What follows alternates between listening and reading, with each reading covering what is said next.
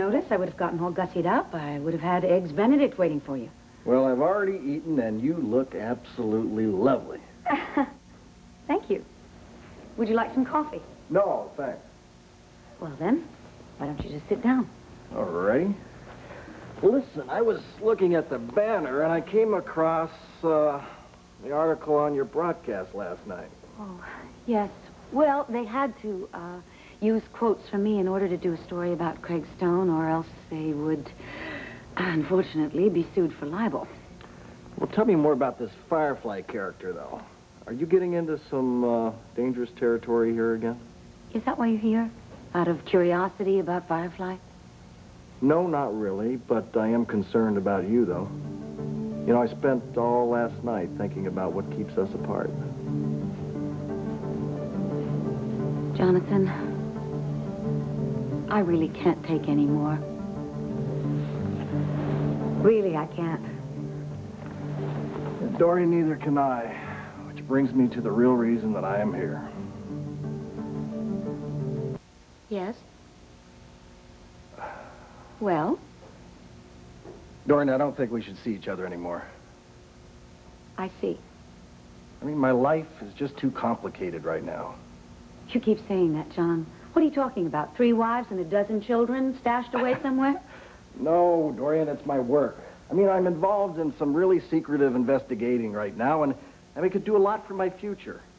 And given the people involved, I just can't jeopardize this case to romance you. What people? Name 3. I can't. It's confidential. Oh. And heaven forbid that I should find out anything about you.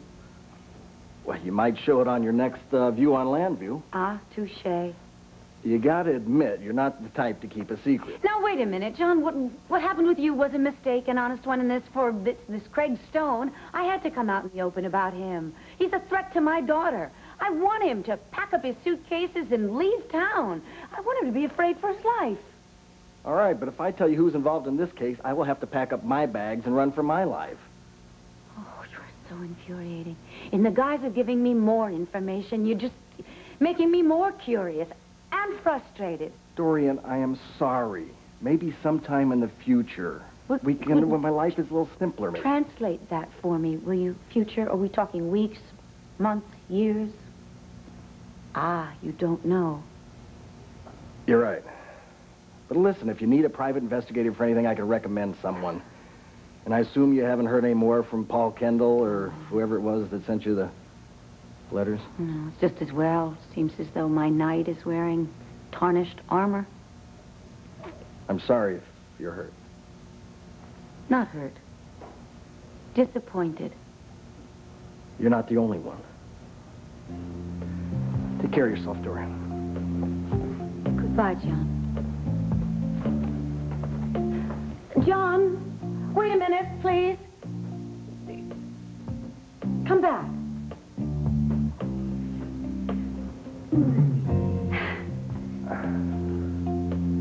Listen, I think I've got an idea of how to make your complicated life much simpler. I'm always interested in solutions, Dorian. I can prove that I'm a woman who can keep a secret. I can have an affair with you, and nobody will find out about it. You know, I've done that once before in my life, and it didn't work. The fact is, I don't think it ever works, because after a while, you start to resent the fact that you can't go out in public and you can't have your friends over for dinner. I would have my friends over on nights you weren't available. You'd never stop asking yourself why we have to live our life like this. If I was having an affair with you, I wouldn't care. Oh, Dorian, you're only fooling yourself. I am no kid. I can handle it. I can handle anything except having you walk away. Jonathan, chemistry like this is a gift from the gods. Or a plague. Oh, plague, gift. What does it matter? It's just a sin to toss it away. Or a blessing.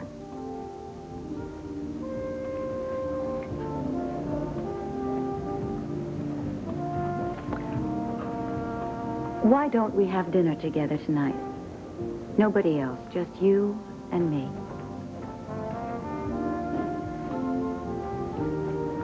What time? Would now be too soon? Hi, Mom. Darling. Oh, sweetheart, you're back. Oh, I've been so worried about you. And then I was furious at you. You know, I should spank you. I really should, but, I'll hug you instead. Oh. Everything worked out just great. Hi, I'm John, right? Yes, it is. Congratulations on your work in Vienna, Kathy. Oh, please don't encourage her. Well, listen, I was just leaving. You two have a nice reunion, huh? Okay, thanks. 5 o'clock? 5 would be great. See you then. Bye. Bye. So, what's going on with you guys? Nothing. There's been a lot of problems at the studio with thievery, and I'm asking Jonathan to look into it for me. He's going to come over so that we can discuss it then. But you and I have something else to discuss. More important, I've got to tell you the truth about Craig Stone. He's not an antique dealer. Oh, not only that, he's a paid mercenary involved in your father's defection. He no doubt was just trying to get close to you so that he could find out all the information that he could. Wait a second. How do you know about all of this? I know about it from Richard Abbott. Richard thought that he looked familiar, and it wasn't until he was actually here in this very room that he remembered where he met him. It was when he was sent to interview, Big Daddy, the African dictator, and he had a bodyguard who was Firefly, a.k.a., of course, Craig Stone. I knew it. I always knew that there was something about Craig that put me off. I mean, he was too friendly, too concerned all the time. Listen, does he know that Richard's onto him? Oh, yes. Well, then he's probably gone. Because no one can touch David now, so there would be no reason for Craig to hang around any longer. These people may decide that they want revenge. And what better tool is there than David Rinaldi's daughter? Sweetheart, who are you calling? Brad, because he's going to check in at the Vernon Inn today. Why Brad? Well, he's my war buddy. And I think that I should let him know about all the developments. I see. Darling, did you, get close to Brad in Vienna? Yeah. He's a terrific guy, Mom. Hello? Yes, did Brad Vernon check in? Oh, he didn't. Well, he's going to later on today, so will you tell him that Cassie Callison called for him? Thank you.